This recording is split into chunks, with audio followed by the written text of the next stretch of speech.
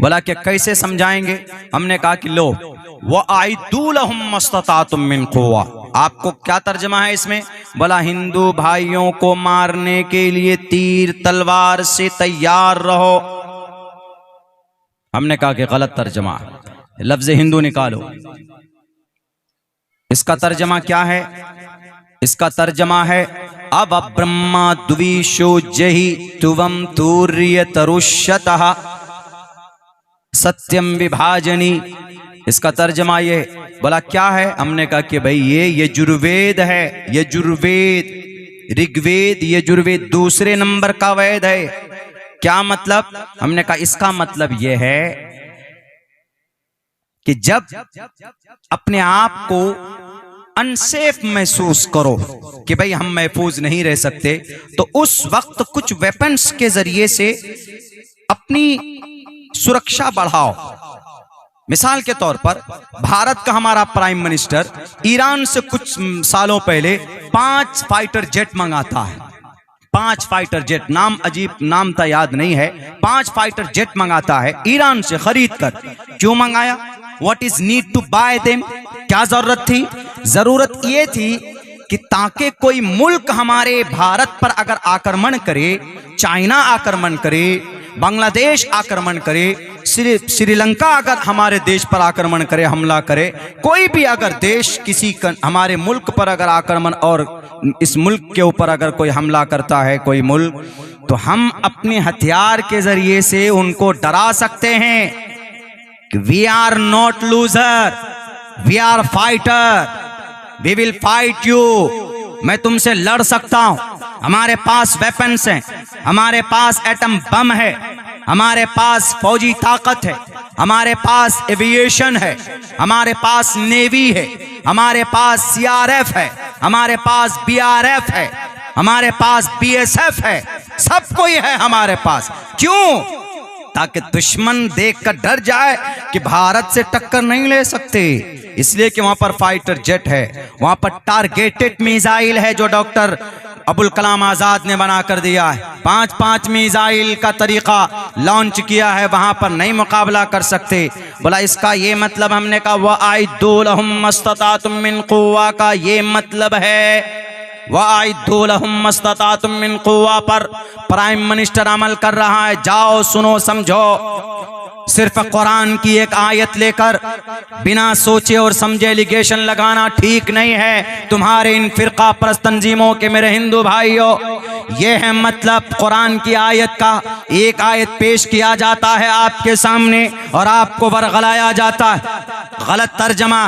कुरान की आयत पढ़ना है, समझना है तो तफासीर को पढ़िए, उलमाए किराम के पास जाइए कि मौलाना या अय्युहन नबी हर्रिज़िल मुमिनीन अलल क़िताल, समझ में नहीं आ रहा, जरा समझाइए। वहां पर क़िताल के लिए उन सहाबाए किराम को, उन मोमिनीन को जो जंग जिहाद में नहीं जाना चाहते थे और जनाब मुशरिकीन कुफ्फार लड़ने वाले सर पर आकर खड़े हो गए, उस वक्त अल्लाह के नबी अलैहिस्सलाम कहते थे अपने देश को बचाओ, अपने मुल्क को बचाओ। अगर इसकी तफसीर देखनी है तो यूक्रेन जाइए। यूक्रेन का एक एक फर्द, एक घर से 2-2 आदमी फौज में निकल चुका है। क्यों? लड़ने के लिए। वहां के प्राइम मिनिस्टर ने अनाउंसमेंट किया कि हर घर के अंदर जो भी जवान है वो फौजी है, वो रशिया से मुकाबले के लिए आए मैदान में, हमारा साथ दे। यही पैगाम मोहम्मदुर रसूलुल्लाह सल्लल्लाहु अलैहि वसल्लम के ताल्लुक से जो कुरान में अल्लाह तबारक व तआला ने दिया, इसका ये मतलब है। 1-2 आयत को लेकर नहीं समझ में आएगा। अब ब्रह्मा दुविशो जही तुवम तूर्य तरुष्यतः का मतलब क्या है? यही मतलब है जो वअइदू लहुम मस्ततातुम मिन कुव्वा। ये सिर्फ 2 आयत का नमूना आपके सामने पेश किया जा रहा है मेरे हिंदुस्तान के हिंदू भाइयों। इसलिए मैं कहा करता हूं, आलमी सतह की बात तो यह है कि आप तालीम को अपनाओ, एजुकेशन के रास्ते को अपनाओगे तो गलतफहमियां दूर होती चली जाएंगी। और उम्मते मुस्लिमा के लोगों, अल्लाह के नबी का सबसे पहला फरमान है क्या? इक़रा। अल्लाह का फरमान है अल्लाह के नबी के लिए क्या? इक़रा, पढ़ो। ये कौम पढ़ती नहीं, ये कौम एजुकेशन में पीछे है। ये कौम तालीम के लिए कुछ नहीं करना चाहती। अरब कंट्री में देख लीजिए सर्वे करके, 22 अरब मुल्क है, कहीं पर कोई बड़ा तालीमी इदारा दिखा दो, कहीं पर कोई बड़ी यूनिवर्सिटी दिखा दो, कहीं पर कोई बड़े सोशलिस्ट दिखा दो, नहीं है। अरब कंट्री के अंदर अल्लाह ने खजानों की कमी की है क्या? सोना किसके पास? अरब ममालिक के पास। और जनाब तेल किसके पास? अरब कंट्री के पास। पेट्रोल किनके पास? अरब हुक्मरानों के पास। डीजल किनके पास? अरब हुक्मरानों के पास। लेकिन इनके पास अगर कुछ नहीं है तो तालीमी इदारे नहीं। वो तो शुक्र है भारत के एशिया महाद्वीप के उम्मते मुस्लिमा के, जिन्होंने दीन को जिंदा रखा हुआ, मदारिस की शक्ल में दीन को जिंदा रखा है, बाकी रखा है। कुरान पढ़ाया जाता है, समझाया जाता है। कहा गया कि कुरान उतरा मक्का में, अरब में, पढ़ा गया मिस्र में, लेकिन समझा गया कुरान को भारत में।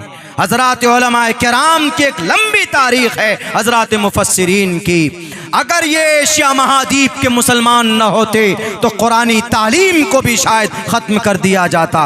अय्याश बन चुके हैं ये सारे लीडरान, किसी की जुबान नहीं खुलती है जालिम को ये कहने की कि यू आर जालिम, तुम जालिम हो। किसी की आवाज बुलंद नहीं होती, अय्याश बन गए हैं, आसाइश की जिंदगी में है मुलव्वस। किसी के पास मीडिया नहीं है, किसी के पास अपनी बात को पहुंचाने के लिए इनके पास कोई तदबीर नहीं है। अपने सोने और चांदी को जमा करेंगे, बेटियों की शादी में खर्च करेंगे, कई अरबों रुपए बेटी की शादियों में डेकोरेशन करेंगे। गजा पर कम से कम 6000 1 साल से लेकर 5 साल का बच्चा मार दिया गया है। 1 साल से 5 साल के बच्चे की रिपोर्ट है। ये रिपोर्ट हार्वर्ड यूनिवर्सिटी की, हार्वर्ड यूनिवर्सिटी के अंदर वो जो ईसाई, उन्होंने गजा के 1 से 5 साल के बच्चों की एक लिस्ट जारी की, नाम लिखा है बाज़ाब्ता, और वहां पर मोमबत्ती जलाकर सुख शांति के लिए वो लोग कुछ न कुछ प्रे कर रहे हैं, प्रे टू गॉड कर रहे हैं। लेकिन ये जालिम हुक्मरान 22 के 22 मुजरिम है। ये कल क़यामत में इंशाअल्लाह फलस्तीन गजा के एक बच्चे की खूनी चप्पल इन अरब हुक्मरानों की सर के ताज से ज्यादा कवी और ज्यादा मुबारक होगा। तुम जालिम हो।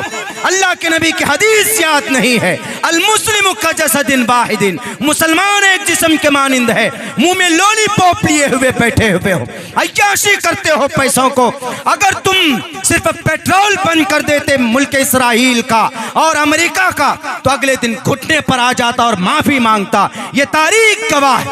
अरब की हुक्मरानी थी पहले सैयद शाह फैसल के जमाने में। 1968 के अंदर जब हमला किया था इसराइल ने गजा के ऊपर, तो सैयद शाह ने पेट्रोल बंद कर दिया था। अगले दिन अमेरिका ने आकर कहा कि गलती हो गई। हुक्मरान साहब, सैयद फैसल साहब, सैयद शाह फैसल साहब, माफ कर दीजिए, इसराइल को गलती कर बैठा है, इनको माफ कर दीजिए जरा, ये आइंदा ये गलती नहीं करेगा। सिर्फ 3 दिन का पेट्रोल बंद कर दिया गया था, सिर्फ 3 दिन का पेट्रोल।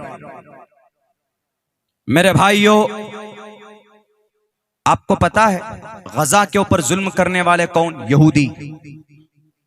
और बहुत कड़वी बात कहने जा रहा हूं, ये यहूदी वो हैं जो 1947 तक इनके लिए इनकी कोई अपनी जगह नहीं थी। 1924 तक दुनिया में किसने हुक्मरानी की? मुस्लिम कौम ने। अल्लाह के नबी के बाद, अल्लाह के नबी से लेकर मुस्तकिल सिलसिलेवार, नस्लन बादा नस्लिन, कहीं ना कहीं किसी ना किसी खित्ते में एक हुकूमत मुसलमानों की रहती थी। तारीखी बात बता रहा हूं, 1924 में टूटी है।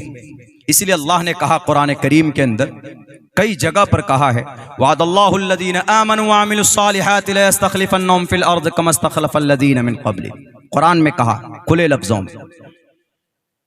लेकिन आज हुकूमत मुसलमानों की तो नहीं है, हुकूमत पूरी दुनिया में अगर किसी की है तो यहूदियों की हुकूमत। वो कौम जिसको हजरत उमर फारूक ने मार कर भगाया था, वो कौम जिसको कोई जगह नहीं मिलती थी, उंगलियों में गिनी जा सकती है वो कौम। कितनी तादाद है उनकी? 1.5 करोड़।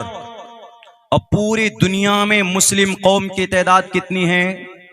2 अरब, तकरीबन 192 करोड़, यानी 2 अरब। और यहूदी कितने? 1.5 अरब। लेकिन इस वक्त सबसे ज्यादा ताकतवर कोई जमात है, कोई कौम है, तो वो यहूदी। कुरान की आयत के खिलाफ, कुरान में तो है मग़ज़ूब अलैहिम, उलमा बैठे हैं बिल इत्तिफाक, टोटल मुफस्सिरीन का यह कहना है कि मग़ज़ूब अलैहिम से मुराद यहूदी है। ज़ुरिबत अलैहिम, हिम ज़मीर से मुराद यहूदी है। ज़ुरिबत अलैहिमुज़ ज़िल्लतु वल मस्कना, क़यामत तक ये कौम रुसवा रहेगी। मग़ज़ूब अलैहिम है ये 2 आयत जिनकी जिल्लत को मग़ज़ूब अलैहिम बताया। लेकिन आज पूरी दुनिया में बादशाहत किसी कौम की है तो यहूदी की है, ईसाई की भी नहीं है, यहूदी की है। क्यों? 1947 तक तो घर नहीं था उनका, कोई गांव बस्ती नहीं थी उनकी, कोई बस्ती थी ही नहीं, कोई जगह नहीं थी। और आखिर ये 75 साल में क्या ऐसे अलादीन का चराग, वो लाठी आया, चराग आया जो हिला दिया और जला दिया तो पूरे मन्नो सलवा की बारिश हो गई और फिर ये इतने ताकतवर हो गए। कौन सा तरीका अपनाया? इन्होंने 3 तरीका अपनाया यहूदियों ने। बड़ी कड़वी बात कहने जा रहा हूं। मुफ्ती सईद अहमद साहब पालनपुरी साहब रहमतुल्लाहि अलैह, शेख अव्वल, उनकी तकरीर आपके सामने पेश करने जा रहा। मुफ्ती साहब का कहना था कि कुरान या सुन्नत पर अगर कोई काफिर या मुशरिक अमल करता है दुनिया में, कुरान, हदीस, सुन्नत रसूल पर अगर कोई अमल करता है, इससे कोई सरोकार नहीं है कि मरने के बाद उसका क्या होगा। ईमान पर खात्मा है तो मरने के बाद जन्नत में जा सकता है, नहीं है ईमान पर खात्मा, अगर कोई मुशरिक काफिर भी कुरान की किसी हुक्म पर अमल करता है तो दुनिया में उसका अच्छा रिजल्ट उसको अल्लाह देता है। जाहिरन सवाब ना मिले उनके लिए आखिरत में कुछ नहीं है, लेकिन दुनिया में जरूर है। तो यहूदियों ने 3 चीजों पर अमल किया, वो 3 चीजें मैं आपके सामने रखना चाहता हूं। 3 बातों पर यहूदियों ने मजबूती के साथ अमल किया है जो मुसलमानों को करना चाहिए था। सबसे पहले इक़रा पर अमल किया। इक़रा पर, दुनिया के अंदर बड़ी बड़ी यूनिवर्सिटी कौन सी? 16वीं सदी ईसवी में, 1600 ईसवी में बुनियाद डाली गई लंदन ऑक्सफोर्ड यूनिवर्सिटी की, हार्वर्ड यूनिवर्सिटी की, कैम्ब्रिज यूनिवर्सिटी की। पूरी दुनिया के बच्चे वहां जाते हैं पढ़ने के लिए। क्यों? वहां दुनियावी एतबार से बड़ी अच्छी तालीम होती है। भारत के अंदर बड़े बड़े मिनिस्टर की बेटे बेटियां भी वहीं पढ़ते हैं जाकर के, लंदन ऑक्सफोर्ड यूनिवर्सिटी में। तो ये सारी यूनिवर्सिटी तालीमी इदारे किनके हैं? इन यहूदियों के, इन यहूदियों के। और हमारे मुस्लिम हुक्मरान, मुस्लिम बादशाह, पत्थर दिल हुक्मरान, इन्होंने क्या बनाया? तालीमी इदारा बनाया।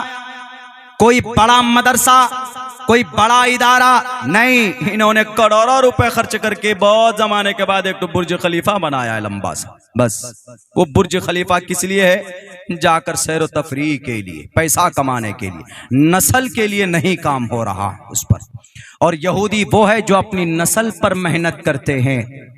सबसे ज्यादा वेल एजुकेटेड अगर कोई है, सिर्फ दुनिया के बारे में नहीं, आपके कुरान की एक एक हदीस पर, एक एक आयत पर जितना रिसर्च यहूदी का होता है किसी और का नहीं होता। यहां तक के हमारे मुसलमानों में भी इतनी जुस्तजू नहीं होती जितनी यहूदी की होती। यहूदी ने दावा किया, मैं मुसलमानों को कुफ्र की हालत में मारना चाहता हूं। दावा किया गया, कैसे मार सकते हो तुम कुफ्र की हालत में? उन्होंने कहा कि इट्स वेरी इजी। जब देखा उन्होंने कि मुसलमानों का मरने के वक्त में ईमान पर मौत कौन से अमल से आती है, इनके हर चीज के अमाल हैं, नुस्खा है, दुआ है, सुन्नत है। तो देखा गया कि अगर जो आदमी 5 वक्त नमाज पढ़ता है, वजू बनाता है और मिसवाक कंटिन्यू करता है, तो इस मिसवाक के बहुत फायदे, लेकिन इनमें सबसे बड़ा फायदा यह है कि उसकी मौत होगी तो ईमान की हालत में होगी। तो इन यहूदियों ने क्या किया पता है? कहा कि इस मिसवाक को ही खत्म करो जड़ से। उन्होंने ओरल भी ब्रश, ओरल बी। अभी आप किसी दुकान में जाएंगे तो ओरल बी ब्रश मिल जाएगा आपको, ओरल बी ब्रश और कॉलगेट टूथपेस्ट को लॉन्च किया। किस लिए?